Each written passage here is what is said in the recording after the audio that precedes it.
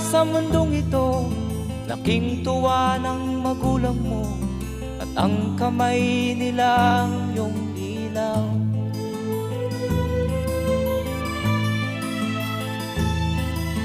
At ang nanay at tatay mo'y di malaman ang gagawin, minamasdan pati pagtulog mo.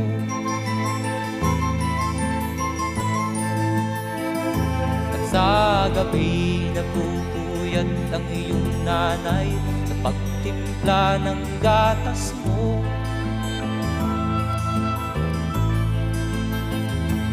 Sa umaga na may kalong ka ng iyong amang tuwang-tuwa sa'yo.